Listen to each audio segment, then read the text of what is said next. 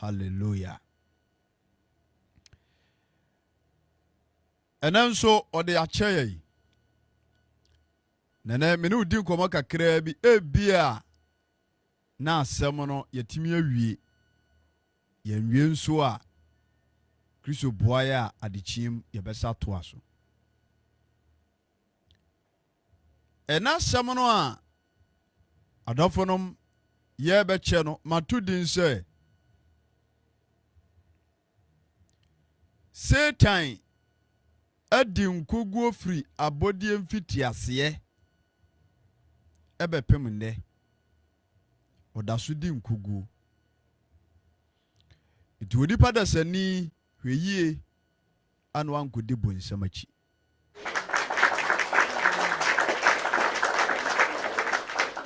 Tie nkɔmmɔ no ye. Bonsam wadi nkoguo efiri abɔdeɛ mfitiaseɛ ɛbɛpem nnɛ ɔda so di nkoguo. Nti onipa dasani a utie me na wabɛdwɔne program yi anaasɛ wohwɛ me biara no hwɛ ho yie wankɔdi bonsam akyi. Hallelujah. Sesei sɛ woto w'ani hwɛ wiase kakraka a ɛda hɔ yi a emu akyɛ mmienu a mmienu na emu akyɛ no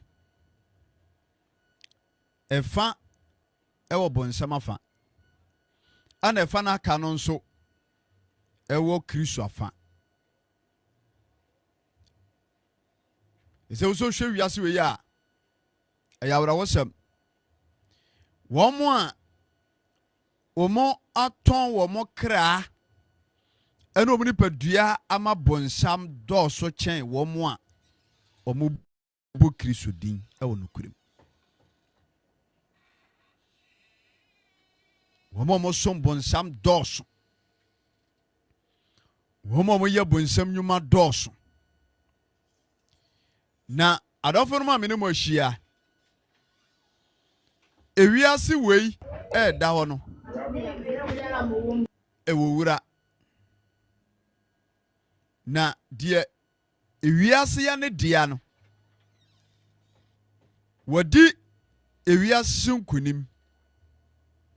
Deɛ ewiase ya ne dia no. Wadi bonsam so nkonim.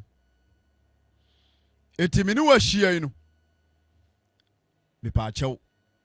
Ɛma wadwen pɔ sɛ wobɛtɔn w'abrabɔ ɛna wɔ kra ɛde akɔma bonsam ɛbrɛ a wote aseɛ yi.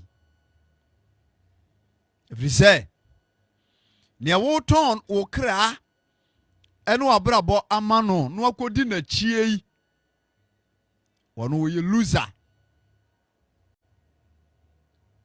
Wɔyɛ loser. Amen. Nti sɛ ukodi n'akyi na do kɔhyɛ ne nsa a usu bedi nkuguo dedi akyire ubɛsa ko huna mane.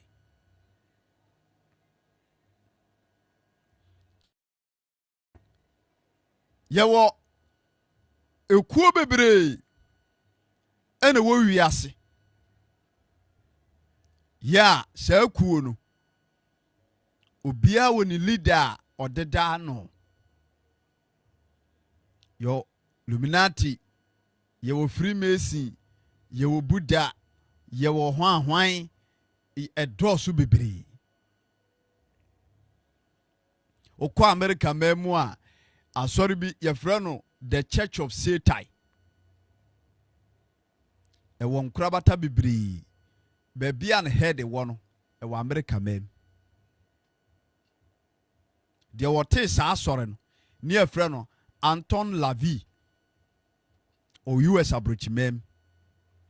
Wo would the year 1997 ena abrantie no anase sa papa ofiri mu. Anton LaVey. One the Church of Satan ewa America. Ebra wo wu ya ye kosie no ɛna yɛde ne nsi anamu ɛhyɛ anan sɛ ɔntoa ɛyɛ adwuma a deɛ ɔde baeɛ no ɛtoa so no so ɔntoa so nti deɛ ɔno nso te soɔ no yɛfrɛ no Peter H. Gilmore the year 2001 ɛne ɔno nso so ahyɛ n'adwuma saa yɛ n'adwuma saa ɛna ɔkɔ soɔ tie nkɔmmɔ no yi na da biara na meka sɛ Satan anaasɛ Lucifer no wɔnyɛ honhom a wɔyɛ papa a ɔboa nipa ɛma nipa asomdwie sɛ ɔbɔnefoɔ no ma asomdwie a ɛyɛ temporary peace wɔhaw di akyire akɔyɛ sɛ kotere agya nan fitaa bi na tatoɔ deɛ aka nyina tuntum ɛti wɔdɔfoɔ yɛ mene wɔ ahyia sɛ wopa asomdwie ɛne ahotɔ ɛne daa nkwa ama wabrabɔ ɛne wɔ kra a hwɛ no wankɔdi bu nsɛm akyi na deɛ wɔte the church of Satan na ebinom abrabɔ wo deɛ wɔatie din no ɛda soɔ no sɛ yɛwɔ church of Christ ɛna obi nso akɔte the church of Satan ɛna ɔmu sua Satan edwumadie hodoɔ a ɔmu ba wiase ɔba bɛdiiɛ ɛna ɔmu sua nipa na wɔteɛ no ɛdɛ wɔnte ase Anton LaVey owu 1997 America mem say yɛwɔ satanic ekuo bebrebe ɛne wɔ Ghana ɛne wiase ɛnɛ ya na ɛma wɔre ho man of God Prophet David God bless you yɛwɔ ekuo bebrebe ɛwɔ Ghana ne wiase asɔfoɔ binom kora dwondwon kuo bi yɛhemfo binom a ɛgyenim sɛ wɔn na wɔn kuta ɔsoro nimdeɛ ne nyansa a ɛsɛ sɛ wɔn de bu ɔman ɛnɛ yɛhemfo ne abamu mpanimfoɔ bi dwondwon saa secret society bi bɛdɛ na ɔma Ghana yɛ na wo leader a wodi w'anim ɔdwon secret society a wo a wodi n'akyi wonti so mu deɛ ɔdi w'anim no sɛ ɔno no nam sumu a mo a mudi akyire nyinaa no ɛhefa nam so mbɛfa nanso ɛyɛ wiase ɛfiri sɛ ewiase no agye atom sɛ obiara wɔ ɛsom a ɔpa a obɛtumi asom wiase nhyehyɛ yɛagye atom nanso ɔdɔfoɔ a me ne wɔahyia onipa biara ne ne ho ɛwɔ ateasefoɔ asase yi so iti wohwɛ me na wotie mi owura Yesu Kristo nkuto ne obi a okita nkwagye a ɛsɛ sɛ onipa da sani wodi n'akyi na ayɛ n'apɛdeɛ na di n'akyi som no mentie wiase na deɛ otie wiase bɔ wiase abrabɔ na wɔyɛ ewiase apɛdeɛ no ne kra ntimi nsɔ ɔbarima no monyamfo wiɛ ne da mese masamato din sɛ bonsam wadi nkoguo firi abɔdeɛ mfiti aseɛ bɛpem nɛ ɔda so di nkoguo timo obi ntofo ɛnhyɛ wo nkuran sɛ abraba no a wowɔ mu no deɛ obɛtumi aboa yɛ Lucifer kɔ ne nkyɛn ne makamakafoɔ no bi ɛna ebinom wɔwɔ nkyɛnkyɛn yɛ a ɛnɛ yɛbɔ dwa na de ade a na wɔn kora ne yɛto nsade frɛ wɔn Ghana uhwe TV so ne other programs in social media awre ho yanso saa na etwa sɛ ɛkɔ so yɛwɔ nsɔdan bebree Greater Church of Lucifer ɔno nso ɔte saa asɔre ne yɛfrɛ no Mark Ford yɛwɔ asɔre bi nso a yɛfrɛ no the Satanic Temple TSTS TSC ɛno so the year 2012 ana omo establish saa asɔre ye nipa bi a omo kɔ asɔre no a omo ogidie sɛ saa sɔre no ɛne ne betimi di o makɔ nkwagye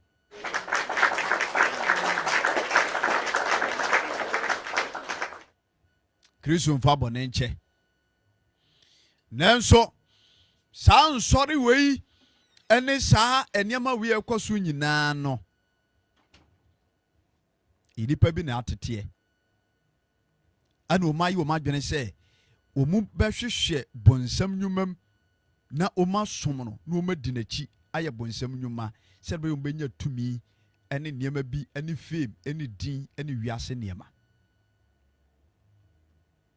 tiɛ nnɛ obi te yɛka no sɛ sukuu bim ɔmaame no na wɔfoɔ abɔka ɛde na kɔ sukuu sɛ ɔnkɔsua nwoma no ɔntim fa mɛbua busua wɔte classroom ana wɔsua yɛka no sɛ yɛka no sɛ dictionary of demons the dictionary of demons ɔte classroom ɛno na wɔsua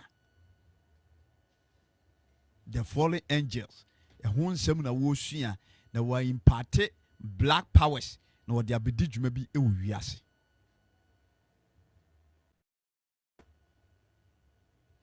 eti Satan wɔnyɛ honhom papa wɔdi nkoguo firi abɔdeɛ mfiti aseɛ bɛpem ne eti wɔde yɛnhwɛ kwan koraa ɔbɔnefoɔ no koraa ne ɛyɛ Lucifer yɛfa so bɔ no Ezekiel chapter 28 mekan kakraa bi akyerɛ wo Ezekiel chapter 28 verse number 12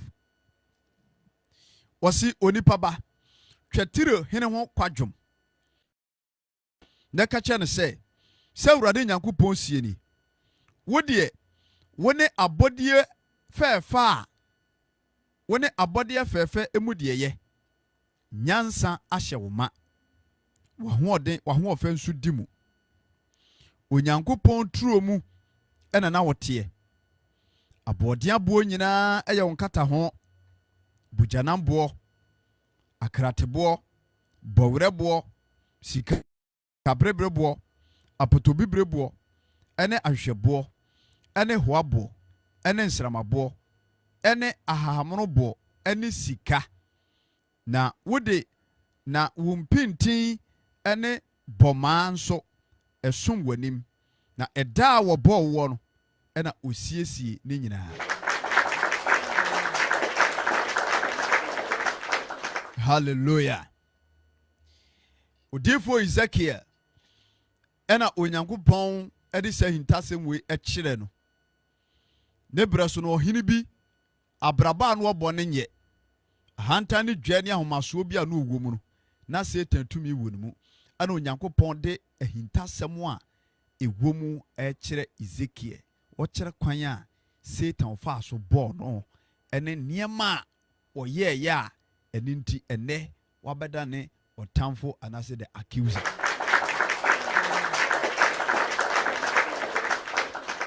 enti Onyankopɔn asɛm kyerɛm ɛwɔ ha miate aseɛ sɛ Lucifer no na wɔne Onyankopɔn ɛna ɛwɔ soro hɔ a Onyankopɔn edi nturom ɛna ɔteɛ edi nturo na etu deɛ na ɛwɔ asase so ɛwɔ ha ɛna deɛ ɛwɔ soro ɛnso wɔ hɔ nti wɔ soro deɛ no ɛhɔ na Lucifer na ɔte tie wɔse na wo ne abɔdeɛ fɛɛfɛ mu deɛ wɔyɛ nyansa ahyɛ wo ma eti Onyankopɔn adi nyansa mu nyansa ma Lucifer eti na n'ani ate no onim nyansa bɔne sɛ wiase nyansa paa masa Lucifer owo bi bɔne wɔse nyansa nyinaa hyɛ wo ma tienie na wahoɔfɛ nso edi mu na Onyankopɔn edi nturo mu ɛna wɔteɛ aboɔden aboɔ ɛyɛ wo nkata ho bugyanamboɔ krateboɔ bɔwerɛboɔ sikaberebeboɔ enti nneɛma a Onyankopɔn ɛde yɛ Satan ɛna twerɛ nsɛm no ɛbobɔ so aboɔden aboɔ krateboɔ bɔwerɛboɔ bugyanamboɔ apotobibireboɔ sika animuonyam ahoɔfɛ wɔde wenum nyinaa siesie Lucifer nti wɔma ya no mo drop on some no ma drop tantantanya no korɛ open the most handsome person and as a handsome spiritual being bonsam uyi ni firma nka enye yi ho ofɛ papa enti ahoɔden aboɔ ne abɔ kyɛ sɛ onyankopɔn hyɛ da siesie no osiesie no enti ɔbɔ ne wie no ɛna wɔde n'adoma kyɛde a ɛyɛ adwontoɔ ɛma no ɛwɔ soro hɔ no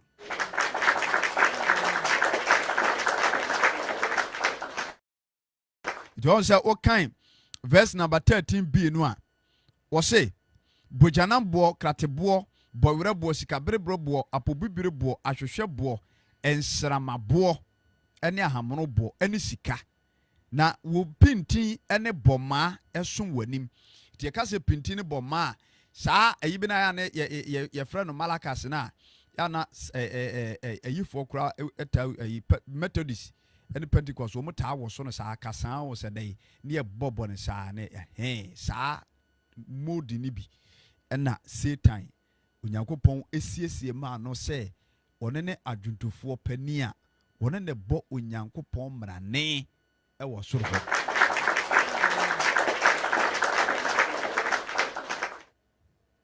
verse number 14 na woyɛ karib ya wasra no woyɛ karib ya wasra no a ɔkata soɔ na mede wo misi onyankopɔn bepɔ kronkron no na wowɔ ogya aboɔ ntɛm ya wɔne nam enti yɛka karib mabɔfoɔ a ɔmo ntaba nsiansia a ɔmo yɛ so powerful a ɔmo bɛn nyankopɔn a na Lucifer na ɔka ho maame brother sister ɔdɔfoɔ tina da bi aba media so a ne yɛtufu sɛ moani mmere na ma ho nyɛ den ɛwɔ nyankopɔn ne na ho ɔden tumi mu efficiency ne kan ya na bonsam ya na nipa bi ho ya na sere keke okɔhwɛ obi pa abrabɔ wɔ mu ɛne ne suban bi a wɔso ne bonsam di asi a ya na oho ɔsere ɛdi sɛ wanyɛ wɔ bi a wokita Kristo asɛm na nyankopɔn ho suro tiw mu na yɛ no kwafo a wontimi nku ni bonsam so da na hombɔne kora ɛdi n'akyi kora wontimi nkɔnka wɔ they are so wicked and powerful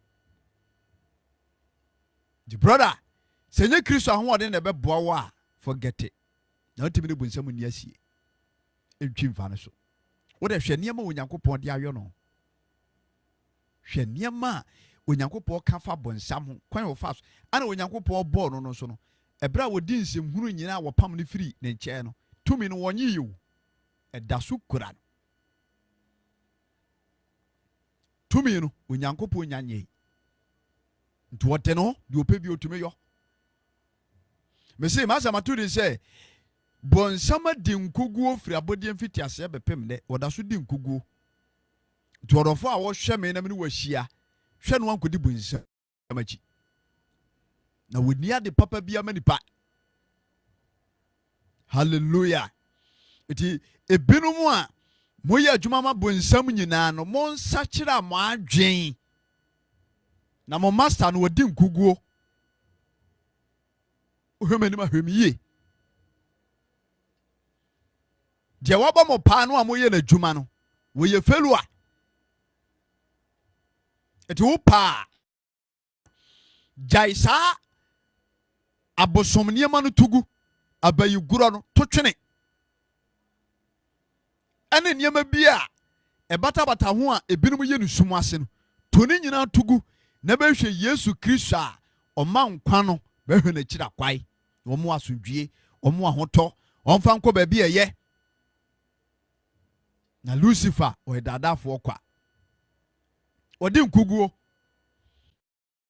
ɛti sɛ wonnim na sɛ wokɔdi n'akyi sɛ pɛ wɔn nso nkuguo no wɔn nso ka ho bi amen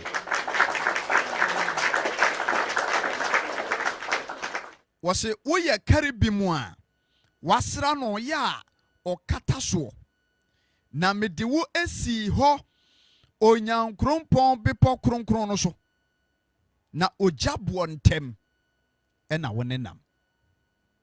Amen.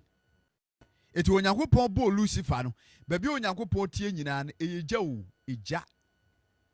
Tina ɔka kyerɛ Mose sɛ Mose obi nhume manim enya nkwa. Obi ntimi hu nyankopɔn anim nya nkwa. Enti abɔfoɔ no a wɔn onyankopɔn nkyɛn no saa karibi ma abɔfoɔ no wɔn wɔ ntaban nsia nyɛ abɔfoɔ bia na timi kɔ baabi a onyankopɔn no amu wɔ nyɛ abɔfoɔ bia.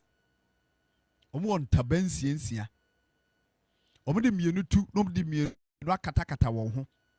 Wɔn de mmienu kata wɔn nan na wɔn de mmienu akata wɔn anim na wɔn de mmienu nso atu. Enti yɛ wɔ abɔfoɔ a wɔn timi kɔ nyankopɔn nkyɛn sɛ woni saa ntaban nsia no bi ɛwɔ wo ho a wontimi nkɔ baabi a otumfoɔ Yahweh wɔda egya bɛhyew. Animuonyam no ɛbɛyɛ egya ahyew dwere bɛyɛ abɔfoɔ koraa mpo na me no mmienu ɛbobɔmmɔba.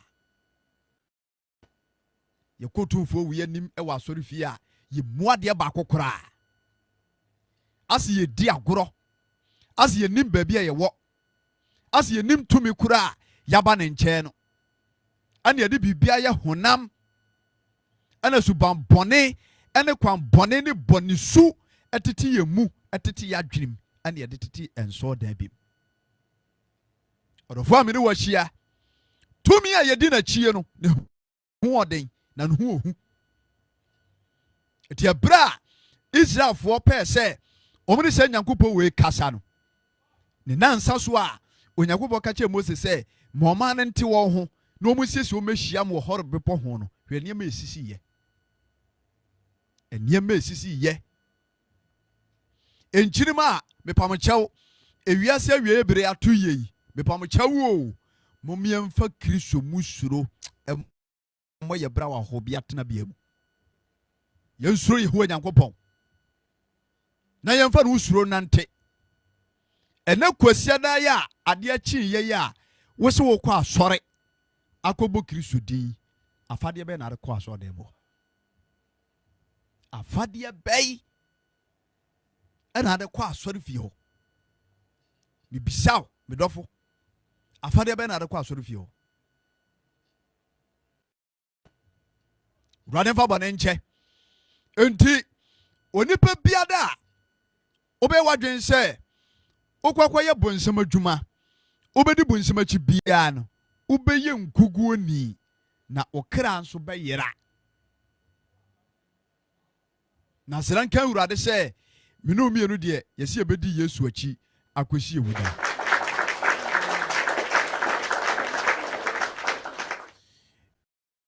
Eti wɔ se woyɛ karibi mu a wasra no a wɔkata wo soɔ na mede wo mesi Onyankopɔn bepɔ kronkron no so na ogya boɔ ntɛm ɛna na wo nenam na wodii mu wakwan nyinaa mu na ɛfiri da a wɔbɔɔ wɔ ɛde kɔsi da a wɔhunu mu abusudeɛ.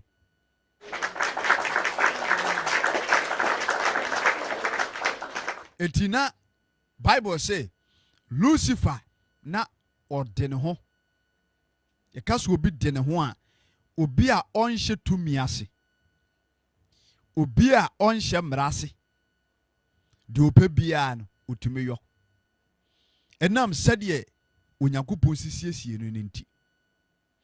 Enti nsiesie a Onyankopɔn siesie ne tumi ɔde maa no no ɛna ɛde adwene bi ɛbaa ne mu sɛ ɔno koraa no wɔsene Onyankopɔn. Nti ade nti na ontu anamo bi a ɛbɛboa no ama wɔno nso atumi nya nyinasoɔ.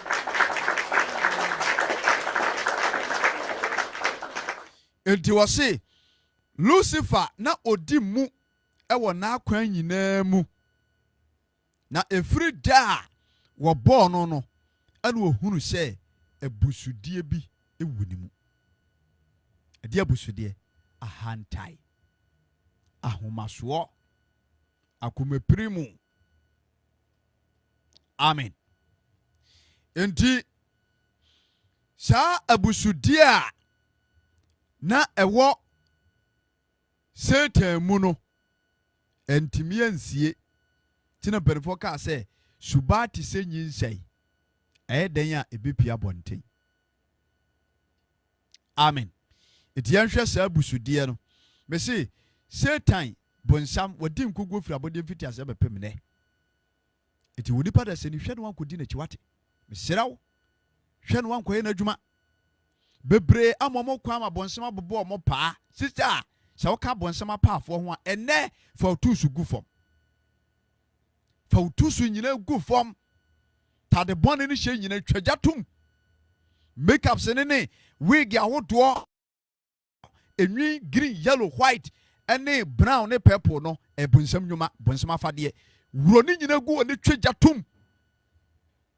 Obi a ya bonsam adwuma bia no woka bonsam feku ho. Atemuda wunya nkwa.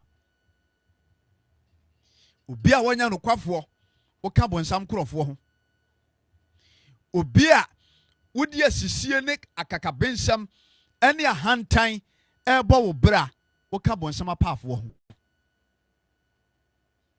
Shanka Kristo din da. Enti yanhwe abusudie a Tronsem no ka se wo hunu wo Lucifer mu. Isaiah chapter 14 verse number 12. Isaiah chapter 14 verse number 12. Minu di nkoma kakra bi me kira wo se ne na bonsam wo sitie ene de wo ye nam so ma ye pam no ba ha. Di ka kira wo na wo a wahwe ho yie ye hunu Nyankopon no edi na chi ye hunu Kristo a ya be di na chi a ye som no ni mu na nkwa wo. Amen. Isaiah chapter 14 verse number 12 to 14. Yenhwe adeketua bi ewo ho. Salvation our dwumadie na me pacho ugusu a utie no Ghana time 8 p.m. bia our life is so yedi Kristo asemu nkomo. Ubetime adjoin me no follow na bibia so etime kama. Isaiah chapter 14 verse number 12. Yenhwe asem kito. Wo se tio. Wo se den na wo firi soro ahwe ase yi ensoro ma hyeremfo. Adechie ba. Wo twa wa hwefom. Wo a wo bre amanaman ase. Na wo de wo kan wakoma mu se osoro na meforo akoro Onyankopon soro no atifi na mema mahimwa eso akosi na matena ehyiaye bepo no so atifi fam asase atifi ano no ho a na meforo akomurunkumu soro bia ho na maye me ho se osuru ni no.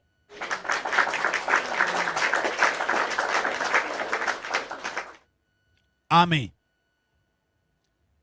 Hallelujah. Tio abusudia Tronsem no eka no ha se efri da obo Lucifer ena wo hunu abusudie ewo ni mu no.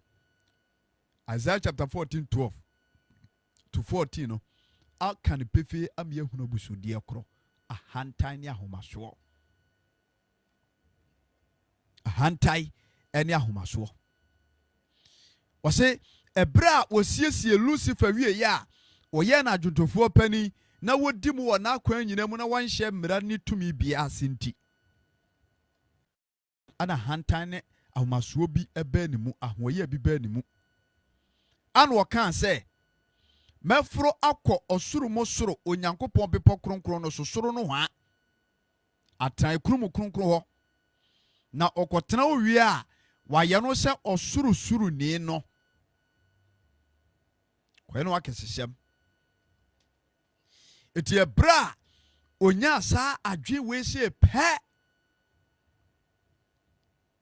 ana o shares se osesa na kwai ana obo modena convince abofo ni bi ema ebinom ebedi na chi nti sanse Onyankopon di nyansa ene abode abo ene ahofe ene enumunya ma no nti ensem bia okan ya ode kire abofo a ono mo soro no dodo no agetum ebedi wono Lucifer chi asijane se so ono no omutimi boa no amotu Nyankopon ade so a na wo hyebo mema wa yesei mema wa yesei mema wa yesei wona be hwe nsuo so obeye finance minister obeye se ana bonsam ehya asese o convince abofo bi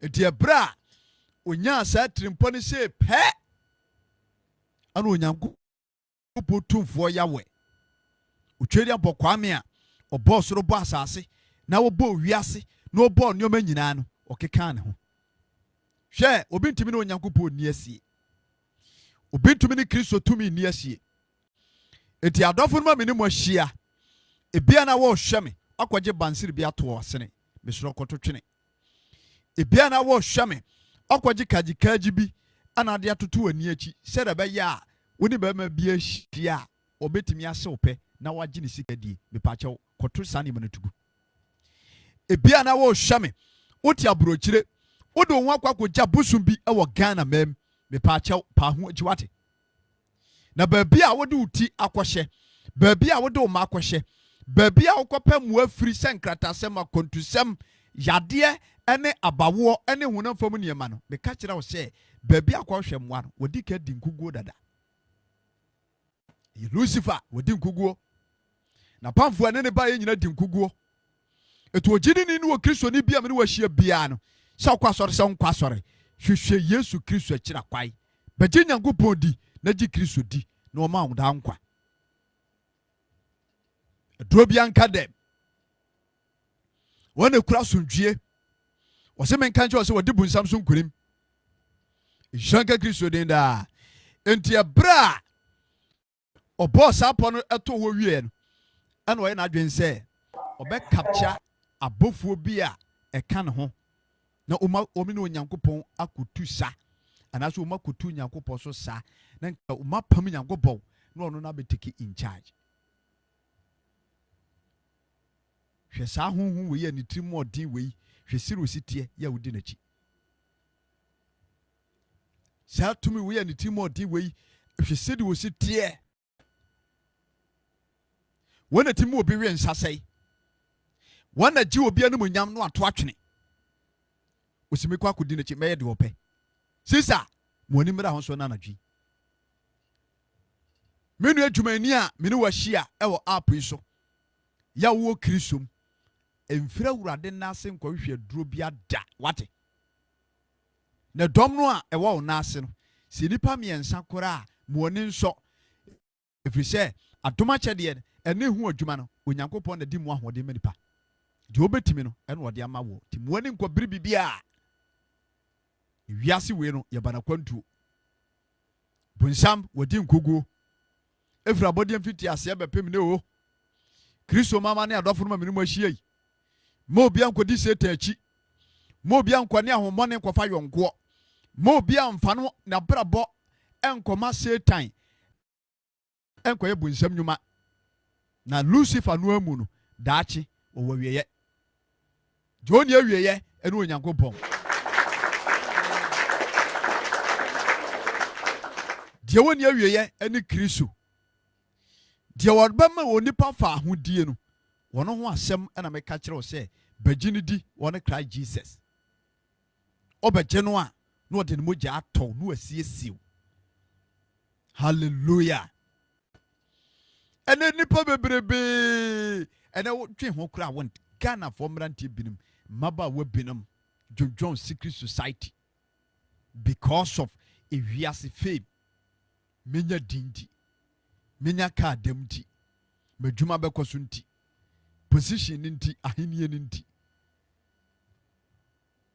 na se me no mienu nya adwena Yesu Kristo nya ye bi na o ka se mahenie mfiri wiase enti me fa mu tu wiase ade bia so a kameno mienu be nkunimdifo Yesu Kristo boss apone to na dwenim if say ampas wo mfiri wiase na gye bunsam so nkunim onu amu so de bunsam so nkunim dia denti ana obebre no ho ase ama bonsam ebra wono no ye nkunimdifo ye master waye konka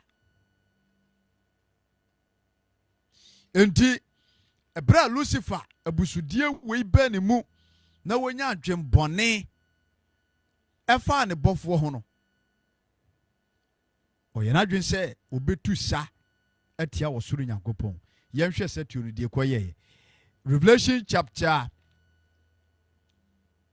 12 verse number 7. Revelation chapter 12 verse number 7. Adɔfonom, mene mu di nkɔmmɔ afa yɛkra nkwagye ho. Marika ka bonsam kwan wɔ Nyankopɔn fa so bɔɔ no ɛne ne dwumadi a wɔde hyɛ ne nsa. Dwuma a wɔde hyɛ ne nsa no, wɔnya mu ahantan. Ahomasoɔ baa ne mu. Toɔ no adwene sɛ baabi a wɔteɛ no ɔmpɛ ɔkɔ akoto Nyankopɔn adeɛ so. Saa adwene no baa ne tirim no yɛnhwɛ. Revelation chapter 12 verse number 7. Wɔse na ɔko baa soro. Michael ɛne n'abɔfoɔ tu ɔtweaseɛ no so sa ɛne ne koe. Na ɔtweaseɛ no nso ɛne n'abɔfoɔ a ɛka ne ho no ɛkoe. Nanso wɔntumi wɔn. Na wɔanya kwan wɔ soro bio. Eti wɔtu ɔtweaseɛ kɛseɛ no. Ɔwɔ dadaa no a ɔfrɛ no ɔbonsam ne Satan. Deɛ ɔdaadaa amenaman nyinaa no, ɔto no firi hɔ ɛtwene fam. Ana ɔtoo n'abɔfoɔ a ɛka no nso no eguiɛ.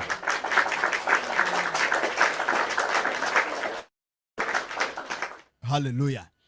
Eti twɔnsam sɛ ɛbrɛ a Satan onyaa saa adwene no ana ɔbɔ ɔmɔdene daadaa abɔfoɔ bi a ɔmadwene mu ɔha ana onyaa wɔnom ana ɔbɛdi n'akyi ana ɔmo sɛti ku di ta ɛde tia Onyankopɔn ana ɔmo de ntɔkwa ɛhyehyɛ so. Nyankopɔn no amu kura deɛ wanko bi. Nti abɔfoɔ a aka a ɛgye Gabriel ne Michael ne abɔfoɔ nkaya a ɔmo din dodoɔ no a yɛnnim no ɔmo nyinaa ka bɔ mu ana ɔmo ne bonsam ne abɔfoɔ ɛka no de si ani. Ɛnyɛ ntɔkwa ketewa ɛwɔ soro hɔ. Nti ntɔkwa no baa wieɛ no na bonsam ne abɔfoɔ a ɛka no ho no na wɔnom adi nkogu.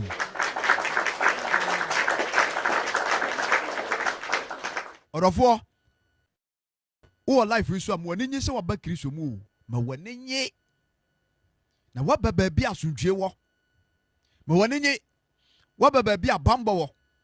Ma w'ani nye waba baabi a wɔkra benya ahotɔ de di akyiri.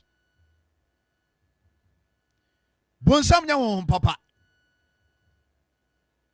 Enti ebinom a asɔfoɔ binom, akyekyefoɔ binom, adiifoɔ binom a makɔgyegye nnuro ɛwɔ sum mu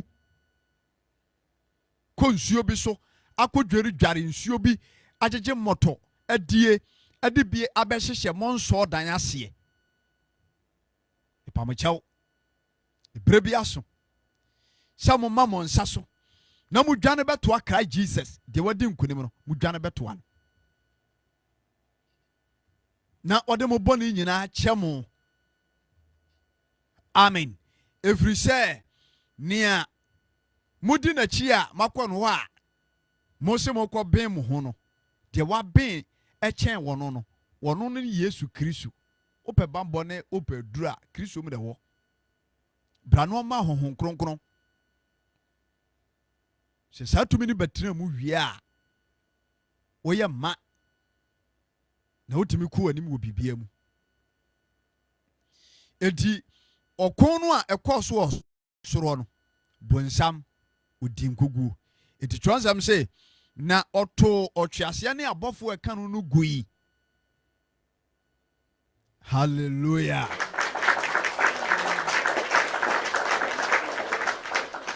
Enti woka 10 a wɔse na mete ɛne kɛseɛ wɔ soro ɛka sɛ nkwagyeɛ ne tumi ne ahennie ayɛ Onyankopɔn dea na ahoɔden ayɛ Kristo dea ɛfiri sɛ wato yɛ nua no totofoɔ no ato atwe. Yesu Kristo asɛm ni Revelation chapter 12 verse number 10. Ɔsɛ nkwagyeɛ tumi ahoɔden ayɛ Onyankopɔn dea ɛne Kristo Yesu dea ɛfiri sɛ wato yɛ nua no totofoɔ no ato atwene. Ɔno na ɔtoto ya no awiane anadwo. Nti Lucifer no ɔsɛte confusion ɛwɔ soro. Heaven hɔ no ɔsɛte confusion ɔde. Nti obi a woyɛ confusion person biara no bompa ye na bonsam etumi wɔ nkyɛn. Bonsam tumi wɔ nkyɛn. Adɔfonom, me say Yesu Kristo wadi bonsam so nkunim. Yesu wadi nkunim. Etu onipa biada me ne wo hye o apisu bia no bɛhwehwɛ no na gyinidi. Bɛhwehwɛ no na gyinidi. Otu o nkwa sɔre. Ɛna nam saa na wante sɛ konfuo bi apie. Baba wa wasi so. Akom na odi akyiri. Ababa wa wasi so. Enuro so na onam. Ababa wa wasi so. Hwɛ baabi a wodi utiri kɔhyɛ. Wonim sɛ wotɔn wo kra ma bonsam.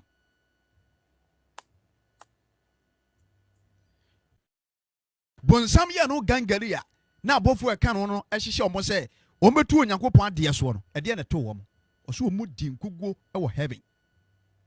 Iti ba na saa no omanya tena ye wɔ soro biew ana onyankopɔn ɔbɔ Satan ɔpam no.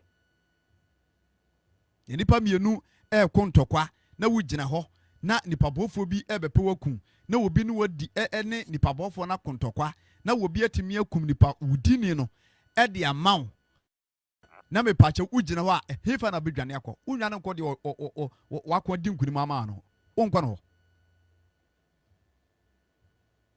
Yesu Kristo di bunsam so nkunim. Na wote classroom esua Illuminati books. Wote classroom what babia wote fie droi wote classroom kenkan demon the book of demons. Okay, kind of fallen angels demon a book and a wusua. Dear na benya film.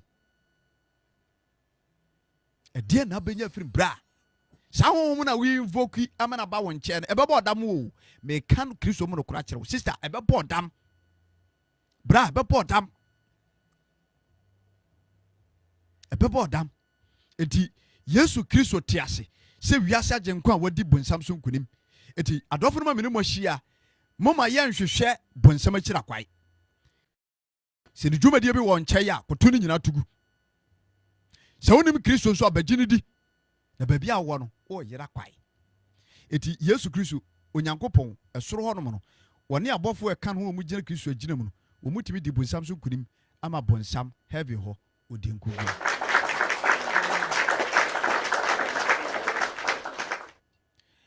Ebra Lucifer eba asase so no.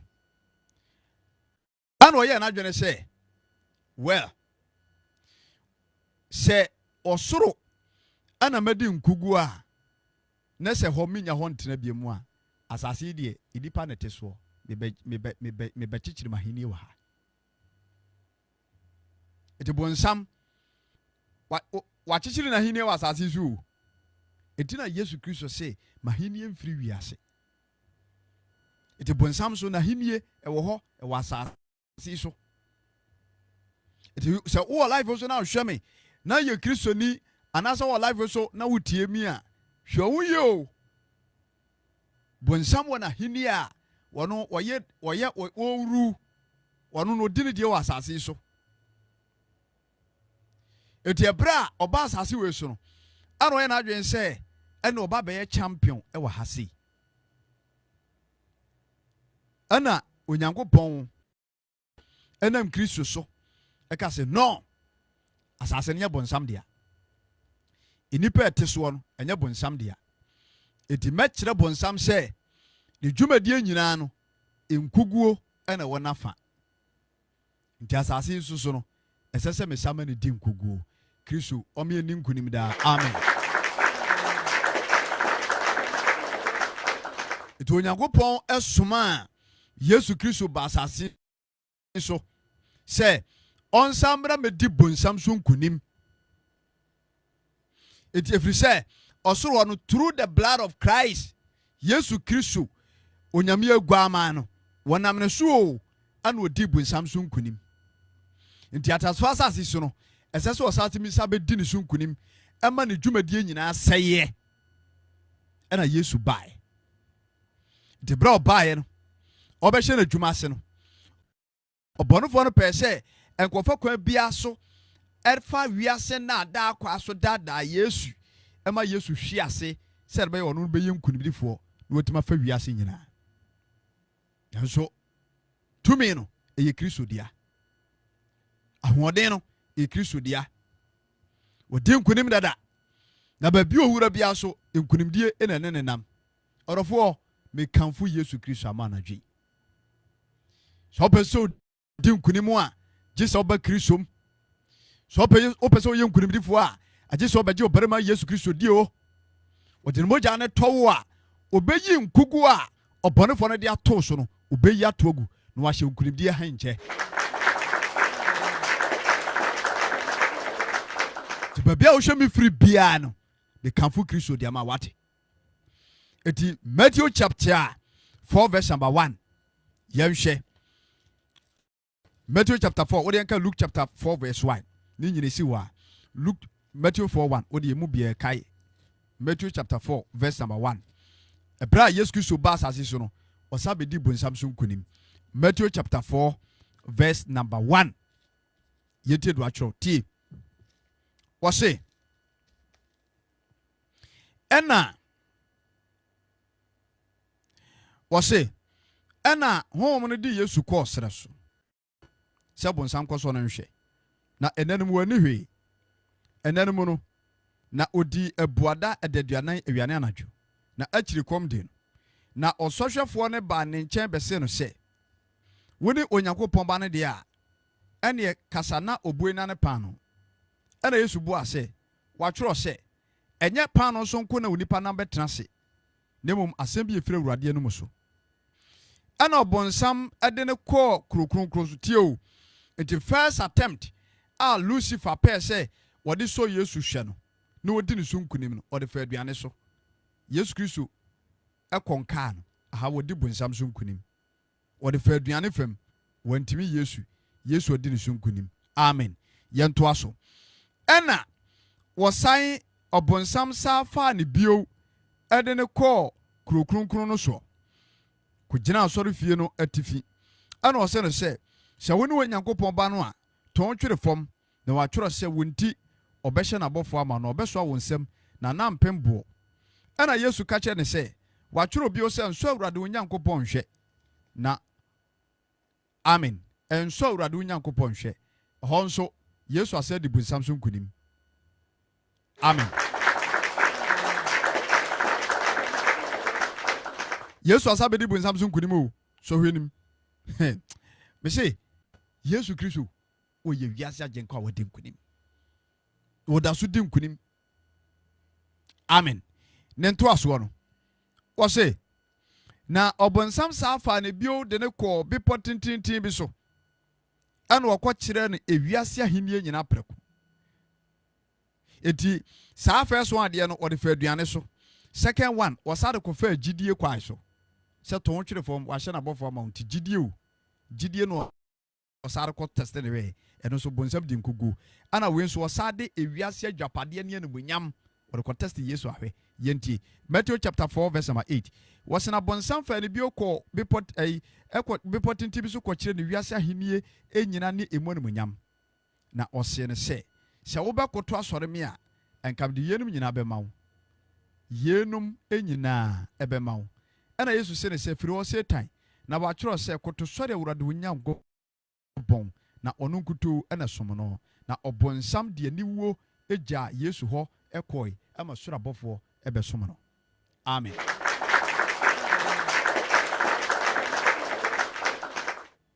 Adɔfonom hwɛ nkunimdie a yɛ master Yesu Kristo wadi. How bɛ na da so a eti wonni gidi wɔ Kristo mi sɛ Kristo bɛma nkunimdie. Ya wɔ pepere ho. Opɛ sɛ owura baabi a Awurade nka ase wura. Wɔse firi me so Satan na watwerɛ sɛ kotosɔre Awurade Onyankopɔn. Me say bonsam adi nkugu firi abɔdeɛ mfiti ase abɛpem ne wo adɔfonom. Obi a wohwɛ me bia no enkodi bonsam akyi. Enkɔyɛ na adwuma bio. Bonsam adeɛ bia wo nkyɛ bia ɛnɛ manu si pɛ. To ne nyina tugu. Wate na wo kra na temanya asomdwe wɔ Kristo.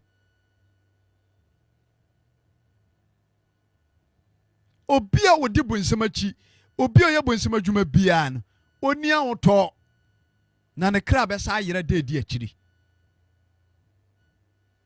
eti ɛsoro hɔ no bonsam abɛdi nkugu wɔ heaven ana ɔba asase so no ɔba asase so Yesu Kristo asa bɛdi ne so nkunim wɔ ha ɔsɛ bonsam firi me so na watwerɛ sɛ kotosɔre Awurade wo Nyankopɔn ɔno nkwa na som no kotosɔre watwerɛ wɔsɛ watwerɛ sɛ kotosɔre Awurade wo Nyankopɔn na ɔno nkwa na som no adɛn na saa asɛm wei wɔ hɔ na nnɛ deɛ binom so bonsam adɛn na nnɛ deɛ binom so bonsam Yesu baeɛ wamɛkoto bonsam o ɔsom Nyankopɔn ɔkoto sɔre n'agya Nyankopɔn wɔ soro hɔ eti onipa da sani a me ne wahyia sɛ ɔkɔ asɔre sɛ ɔnkɔ asɔre mesrɛ wo ɔma yɛnkoto ɛnsɔre de ɔbɔ soro bɔ asase a wɔne Kristo Nyankopɔn ɔne n'agya yɛnkoto nsɔre wɔn ne yɛnsom wɔn enti ha sei ɛberɛ a bonsam edi nkuguo no wɔde aniwuo agya Yesu Kristo hɔ kɔe ama soro abɔfoɔ ɛbɛsom Yesu ɔsoro asafo bɛka Yesu ho ebose sɛ Yesu Kristo watuma di bonsam so nkunim na abɔfoɔ nyina ni agye na ɔmu bose ɛwɔ ɛsoro ɛsrɛ so baabi a na Yesu bonsam kɔ so ɔhwɛ na ɔmu bose na ɔma ni agye sɛ Yesu atumi adi bonsam so nkunim na onipa dasani a me ne omienu te asase we so a ɔbarima we dɔyɛ na wɔbɛhwie ne mogya ɛde agu ateasefoɔ asase yi so ama yɛbɔ ne fafire sɛdeɛ yɛabra bɔtie biara no yɛba ne nkyɛn a ɔbɛgye yɛn na wasiesie yɛn ɛde akɔ animonyam mu ahengua a ɛwɔ ɔsoro hɔ a wɔde asiesie ma ahoteefoɔ no wompɛ wei na apɛdeɛ yi wohwɛ me nyina na nkwa sɔre sister ɛdeɛ na agye ne wiase bra wohwɛ me nyina nkwa sɔre sɛ woatwetwe wo bɛma saa ma wo bɛma yɛ keteketekete asɛ bonsam adwuma na woyɛ no wode nsa fa wotiri ho a wobɛnya ntorɔ ne nkontompo nsɛm bi aka hwɛ obi bɛma a wɔde ne nam soɔ hwɛ kwan a wɔde ne nam soɔ wo a wɔmpɛ bɛma yi ɛnso da biara wonam nnɛfɛdɛfɛ so agye aberanteɛ sika di ana wahwɛ wa ana watumi awie school wabɔ wa mu watumi tukwae ɛnso wakoma mu no wonni wɔdɔ baako kora ma no hwɛ nada a wode obi ɛba ba nam soɔ hwɛ nada a wode obi ba bɛma nam soɔ hwɛ nada bi a akora na wɔne ne ti wo fie deɛ ɔne ne wɔ adwuma mu no hwɛ kasa bi a waka kyɛ so wankasa wakoma mu no wonim sɛ ɛnsɛm a wɔka no nyina yɛ nkontomposɛm mepaakyɛw saa atorɔ ɛnsɛm no a anase atorɔ tɛkyerɛ ma ɔdɔfoɔ kita wɔ no wogyina bonsam agyina mu o ɛyɛ bonsam nnwuma no bia bonsam nnwuma no bia wanya sika kɔ bia adwuma a wakɔ bia pɛtɛsɛ bia ba wanya sika kɔ bia adwuma a watima kɔ bia chacha adwuma DSTV na wabie no a woma amanfoɔ bɛhwɛ na wogye sika no chacha na wama kwan mu sa ato no aseɛ no wopɛ sɛ ɔkyɛ sɛ also promote bonsam adwuma wama kwan ma boys ne sa ato chacha ɛwɔ DSTV game center to chacha chama bet or phone so say o so fi kura no twa on fa because o piska eti Lucifer no ono ankasa no wodi nkugu eti so ye Kristo ni na ye gidi ni a ana wo hwɛ me a ɛma wakoma ntu de wodi na chie no o ye nkunimdifo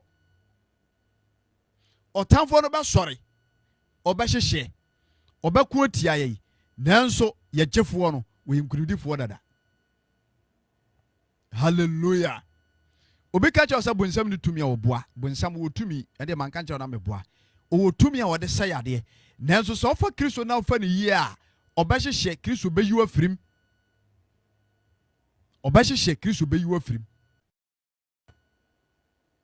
amen enti ɛha nso Yesu Kristo ɔdi bonsam so nkunim hwan ne Lucifer hwan ne tumi bɛn na ɔwɔ a obetumi ɛde ayɛtia onyankopɔn te asefo ma onyankopɔn ntimi ɛbɛgye ne ba mfiri ne nsɛm ɛna gye sɛ ne bia ne nyankopɔn no ana ɔmpɛ so ɔbɛyɛ tɔrɔfoɔ bi ne wɔahyia wɔ life yi so wɔ busuafoɔ bi ɛka nsɛm rekyerɛ wo ana an ana busua no sɛdeɛ da hɔ no bosom no yɛsɛ yɛamfa no apɛdeɛ ama a ɛna wanwan ɛna deɛ yi enti obiara mɛtua asɛmpo anataku bra sister woyɛ kristo ni atie me yie hwɛ no wamfa sika nkɔ hwɛ no wamfa ho nkɔguram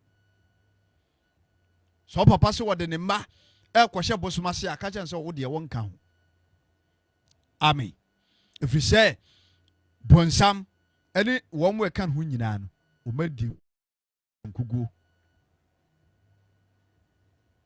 nti yɛte aseɛ yi mɔmyɛnkɔ so ani kristo akyi na wobɛdi nkunim ama yɛ nhyira nka kristo den daa amen ɛberɛ a yesu kristo ɔdii bonsam so nkunim wie no ansowa o ahohombɔne a ɔmo ka bonsam mu ɔmo ba asase wei so no yesu kristo sa kɔdi ɔmo so nkunim hwɛ ɛdin yɛ baako pɛ ɛne yesu kristo din ɛna gyirifoɔ de bɔɔ dwom no ɛdin bɛɛ nie yee oh ɛdin bɛɛ nie o yee ɛdin no ɛdin bɛɛ nie o ɛdin bɛɛ nie ɛdin bɛɛ nie yesu din no tumi wɔ mu o yee oh yesu din no adɔfo yesu din no me nuanom yesu din no yesu din no yesu din no mame wɔte soro oh yesu din no adɔfo yesu din no me nuanom yesu din no oh yesu din no yesu din no awɔden wɔ mu oh yesu din no adɔfo yesu din no me nuanom yesu din no yesu din no yesu din no ahombɔne suro yesu din no adɔfo yesu din no me nuanom yesu din no owura yesu din no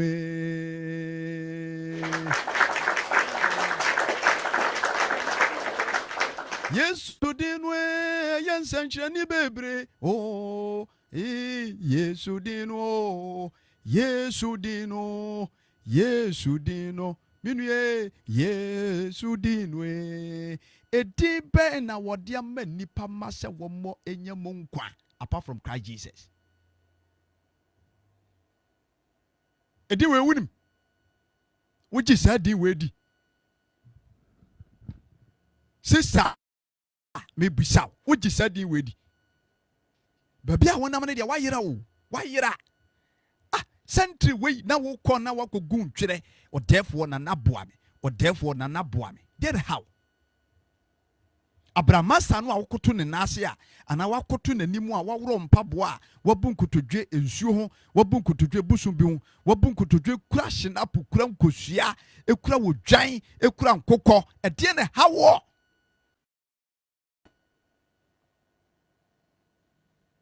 yesu kristo di nkunim ɛsoro ho no di bonsam so nkunim di kai ɛbra wo hu abususɛm bi wɔ ne mu na wɔyɛ n'adwen sɛ ɔbɛyɛ no te sɛ ɔsorosoro no akɔtena wɔsoro no hɔ no ɛna yɛtoo ne to twene yɛ sɛ wo wɔnsene ha sei because ha no asodwe ne yɛretea to onyankopɔn kyerɛ lucifer sɛ wɔne no wɔbɔɔ no wɔyɛ ne nsa no adwedeɛ amen ɛti ɛbra ɔba te asfo asase so no ɛna wɔyɛ n'adwen sɛ ɔbɛyɛ establish ne kingdom ɛwɔ asase so ɛna onyankopɔn nam kristo so ɛka kyerɛ yesu kristo sɛ kɔ mena me ba no mogya no nti woyɛ nkunimdifoɔ kɔde kɔdi ne so nkunim yɛmbrɛ n'ase ana yesu baeɛ no wasa bɛdi bonsam so nkunim ahombɔne a wɔn nso anasɛ angels no a wɔn nso wɔn ntumi ankoro mu mpanini a wɔn ka bonsam ho ba asase so no yesu kristo sa bɛdi wɔn so nkunim Matthew chapter 8 verse number 28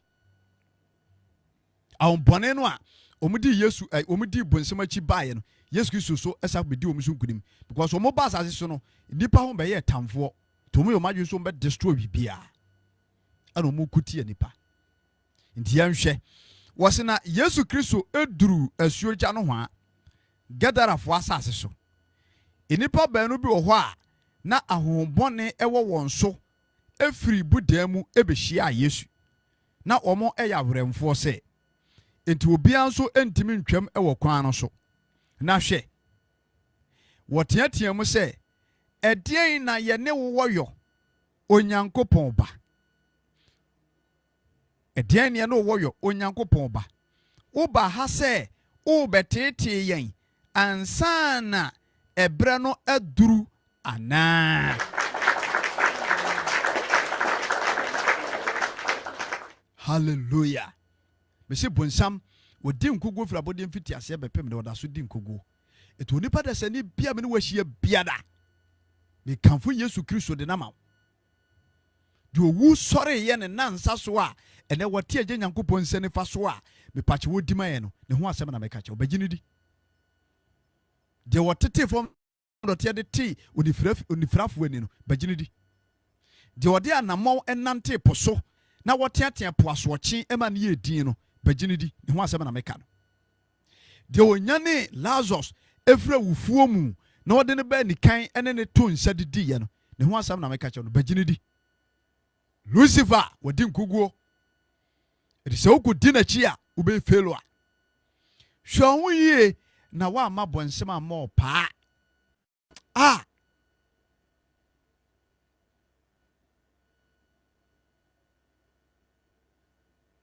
bebre amema wo ho kwai ama Satan abo mo pa ana mo ya dwuma erema bonsam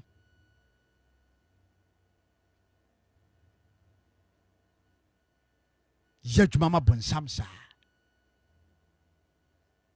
said o beat me so was made me bash wo fo ho bai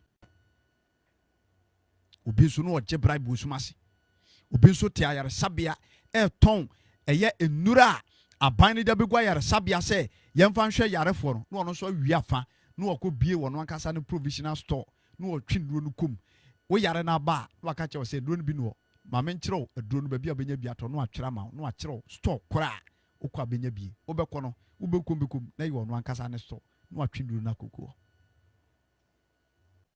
obekɔ jema kwɔhye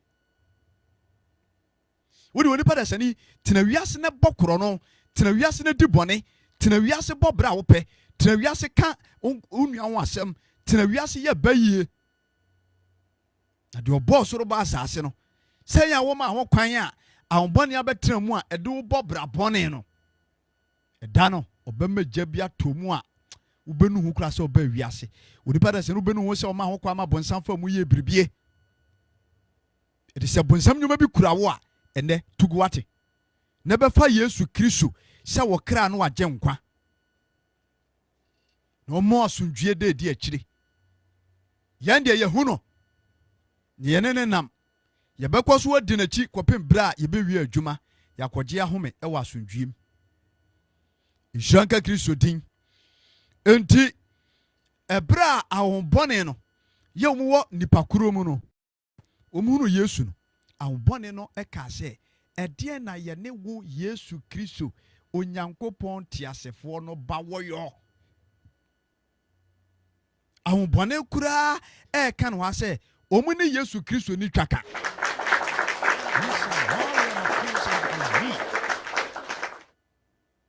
ahobɔne o omu kura bi o ma no aka sɛ omu ne Yesu Kristo eni twaka na Suni pa te se me ne omienu ebinom na akonfo ohye fa wapa asɔre ɔnhwɛ so nkofi na wakɔgyina baabi akonfo ohye fa baabi akonfo ohye fa na wakɔgyina hɔ wɔsɛm hwɛmani so adeɛ baabi ahemfo atwahye a omama kwan ama akonfo ɛyɛ nyankemade na wɔ Kristo ni gyina hɔ na wɔbɔ ne trinko na wɔ video na wɔ sa wo Kristo ni papa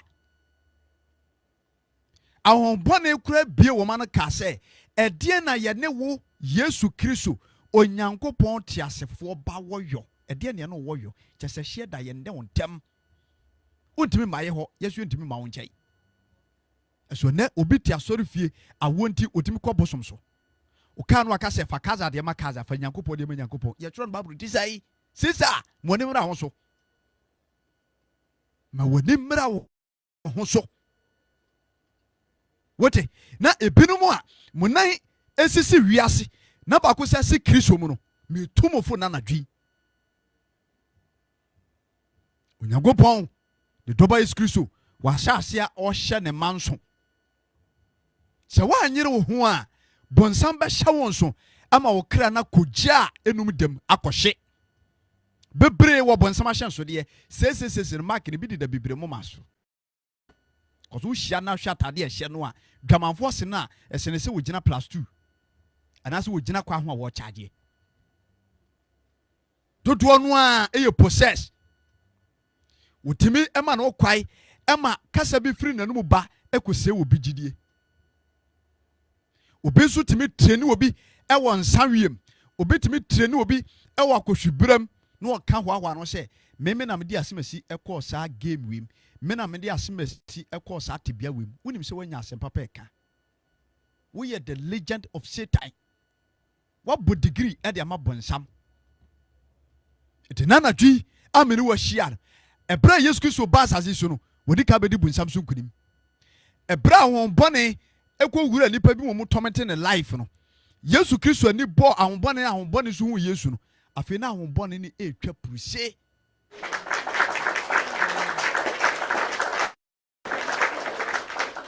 wase edie na ye ne wo Yesu Kristo Nazareni no onyankopɔn tiasefo ba woyo oba ha se obetete ye ansa na bre no adura na ebre bayi atemuda ho asem osi atemuda ni ho sister woni ne kuma na wosi atemuda ni ho brother woni ne kuma na wosi atemuda ni ho sister wanum kuni ana wosi atemuda ni ho me pa chew una di wiase we betim ho ana ahobone kura gidi se e wiase atemu beba ahobone kura gidi wo te wo se atemu edi wiase asorifuo binuma minim wo mo atemu obi ama no onenam krofo da achi onenam islegon no ode maka e make krofo da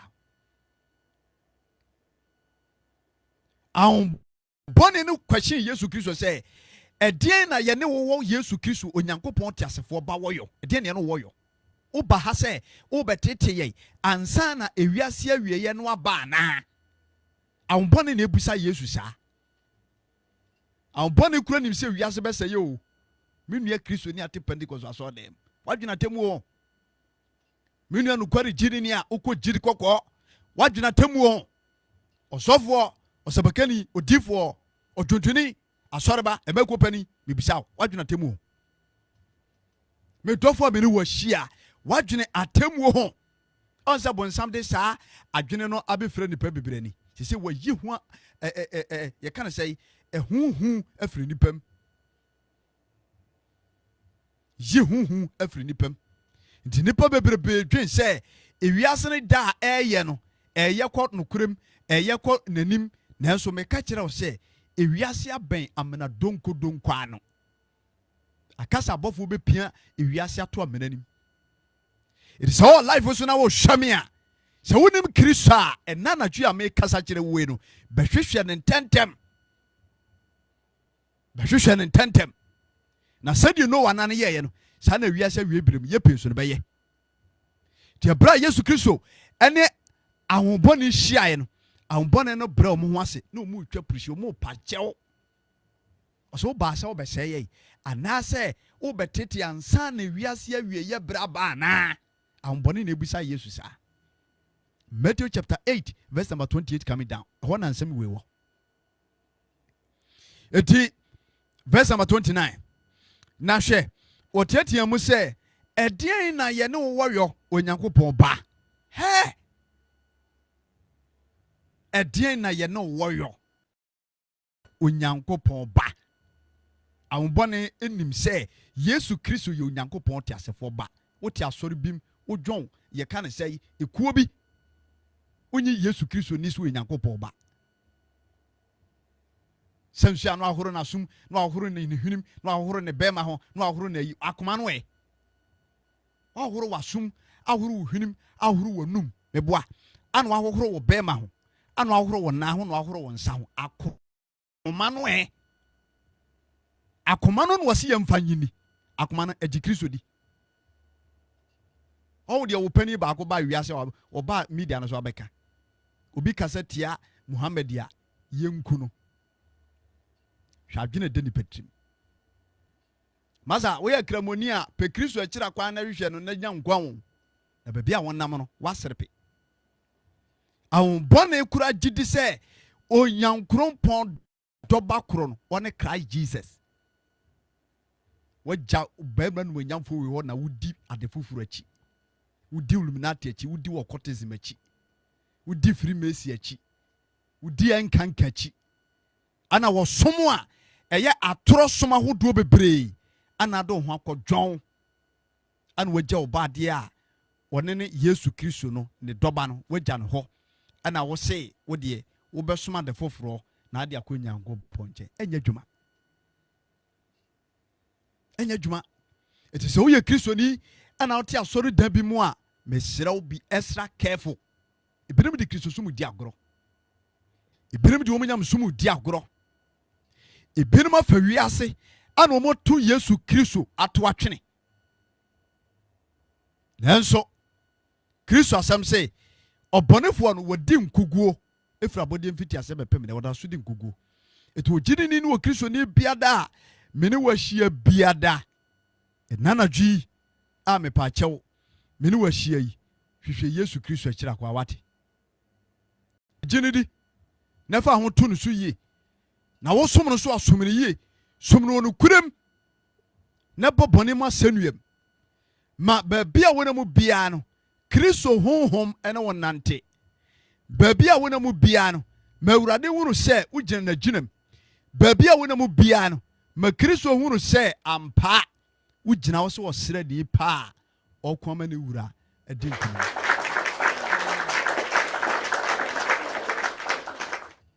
it Matthew chapter 8 verse number 31 was say tio verse number 30 was na so na mpreko kesie bi edidi wa chirichiri verse 31 ena ahohommone no esere no se opam ye ne a se utu ye ne a ma ye nkwan na ye nkọ empreko yi mu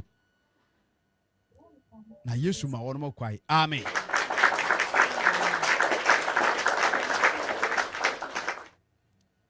Yesu Kristo no ose ade yo amama ye hene hwan na ne se nimini na chi obian ho no obetimi ne no obetimi aka se wode no obetoto no na wone na be se da Kristofo ye wade agirifo ye sombutantim ye somose ade yo ye twere Kristo a wode no be maaye no wone ne som no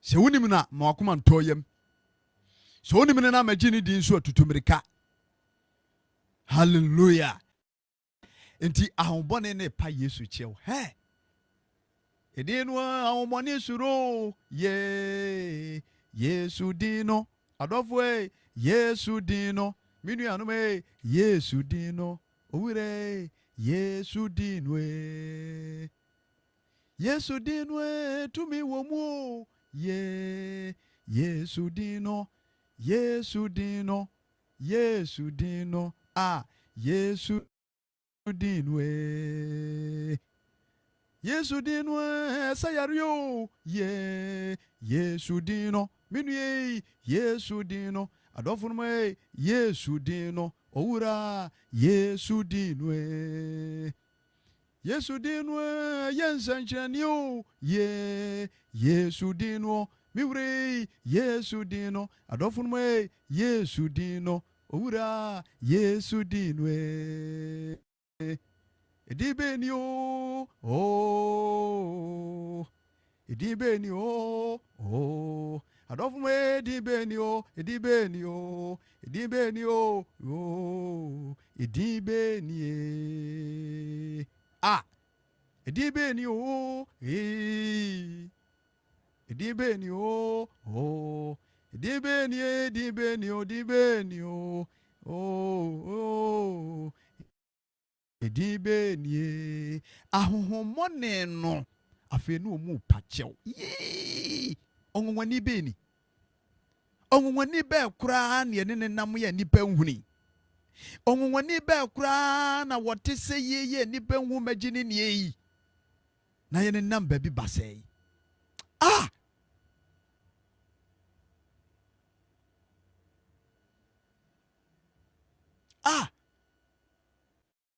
man of God Hosea edinu na tumi wom edinu na yensankyerene mama brother edie na ha wode na dawso yenti Yesu Kristo din no entimi nyamfama wa woni na ba bi enyi odefo hwehwem mame koto odwan odwan wotu adua kopen na ntwie bra yemfa no mfuru dua ne ntwa ne ti kofa we bra ne mfa nyankemade kope ayi ye kan say achichidi achi fa bra na abosom niema bi na obekọ na ya hyedido bi motobi na wodibi ne adibi tete no na wonum bi na odibi dware obefira sonye so beba ne ho kan no akwadwo secret society bi na nsape na tumi na se kono na se gunen ma se na bone dam na okum ne ma me Yesu Kristo de wose bra menche magyewo na masiesie ma hye wonimunyam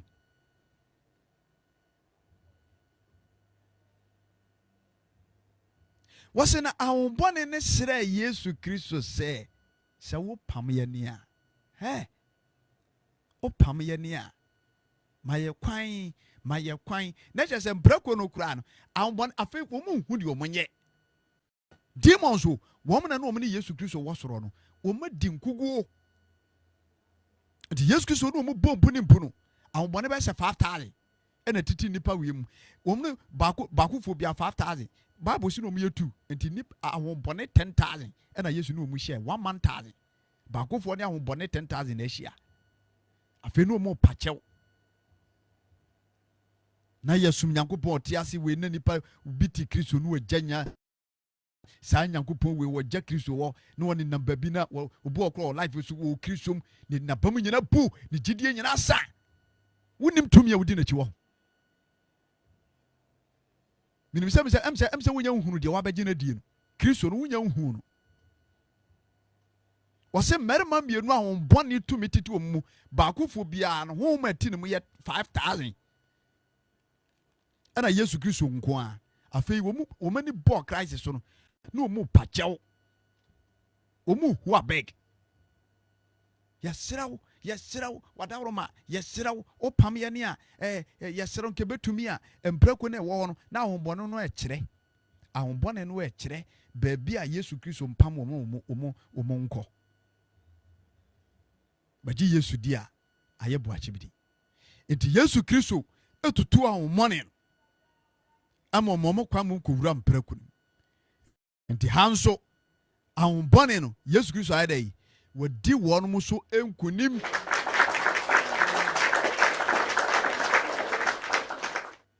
Yesum ye nyankrompon tiasefo a wo ye wiase agenkwa no enti Kristo mama ani adofonom badika ka che o se mebran bun totot we part why Kristo ya domo a wokyena de part 2 beba ise me maten ne mbo iprichi kakra na mahome kakra ise me katema so nyina yekuru se preach ni debia 24/7 sa na nya sanketo wo me katema nyina yekuru dimi kura ne di eti me de besi message we ni ensi Kristo ya domo a ye beto aso kyena message amena wo kan ma to din se bonsam wadin kuguo free abodi mfiti ase ye bepem ne oda so din kuguo Yesu Kristo de bunsam so nkunim eto nipa bia me ne wahia our life isu no me pa akyɛw hwɛ no wankoyɛ bunsam adwuma hwɛ no wankodi bunsam akyi hwɛ na wamma bonsam amfa so anya na adwuma awie birim de wɔ no wɔno yɛsiesie wogya bi ama no a daakye wɔn mu yɛ bunsam adwuma di bunsam akyi nyinaa ɛne abɔfo aka no nyina da ɔmu nyinaa mbɛkɔ dwuma kɔhye nti bede fa di kan no asi wɔ ha Kristo yɛ adom a ɔkyena Ghana time 80 pɛpɛpɛpɛpɛpɛ bede ne part 2 bɛba ne aba bɛtoa so na adwuma no tima ayɛ nkɔsoɔ awurade wo yɛ nyinaa mɔbɔ Kristo mfa no tumi so nkae ɔmo yɛ nyinaa ho bae ɔma yɛn honhom ani wanson na ɔmfa no tumi kae na ɔnte adwenem na yɛna kakra kai ɔmo yɛntimi fa ni wɔ no Yesu Kristo akyi na yɛntimi kɔpie ne nkyɛn sɛ wonim Kristo Yesu a ɛna a me preachie yi bɛhwɛ na kyira kwai True Faith Church no kware gidi kɔkɔ asɔre Kumase Sokobai Wood Village brania fan konsuom kɔbɔ wɔsu na Yesu Kristo mogya no ɛsɔ fam wɔ Calvary no emu na nkwagye wɔ ɛntɔw me atɔme ayɛ me yie ɛnɛ wayɛ me wɔsapakani ama na dwuma ɛwɔ nukurem di sɛ ɔma akɔm Yesu Kristo mogya no tɔw a wɔn nso deɛ ɔpɛ sɛ wɔde wɔyɛ no wɔde wɔbɛyɛ no wɔde wɔayɛ agyedeɛ ne ahwɛdeɛ ama busua ne nipa bi na ɔmo nso abɛhunu agyenkwa no tibide masɛm no si Yesu Kristo wɔyɛ nkurumdifoɔ onni nkoguo da nti obi a wodi n'akyi biara no fa hyɛ otirim sɛ wɔn nso woyɛ nkurumdifoɔ awurade hu yɛ mmɔbɔ na ɔnkae na ɔmfa yɛbɔ ne nkyɛe yi na ɔme ahoɔden ne ntimfa ni n'asɛm so daa amen.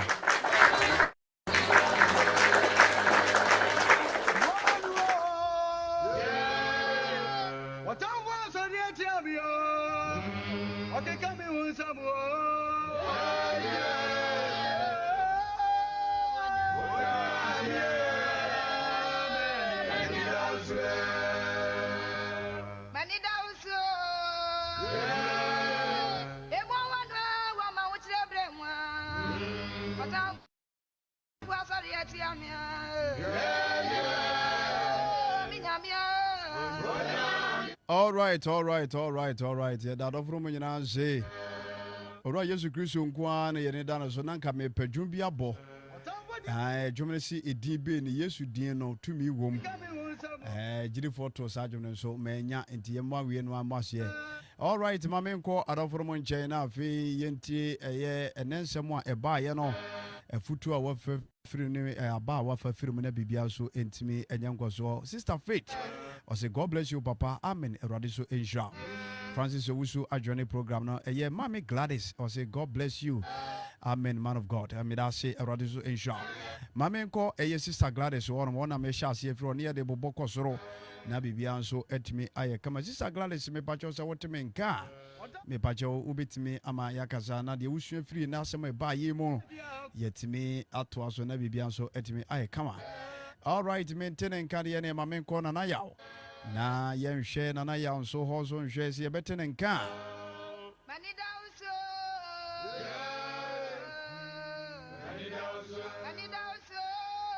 Nana yaw so any a year line so.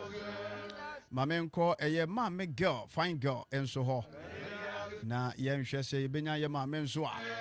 Ha a salvation hour, ejumedi Ghana time 8 p.m. bia me pacho your TikTok live yedi Kristo asma yem fremo eba enti obetimi adwene me every blessed day na bibia so etimi aye kama na de minim se adofo minim de omoye okay mame nko Auntie Mary honso nhwe na afi me nhwe se yema me nsu benya ne dia na yensu yenti na yema me ewo kan hello that's a sunjen kan o wait that's a the Bible said it to mama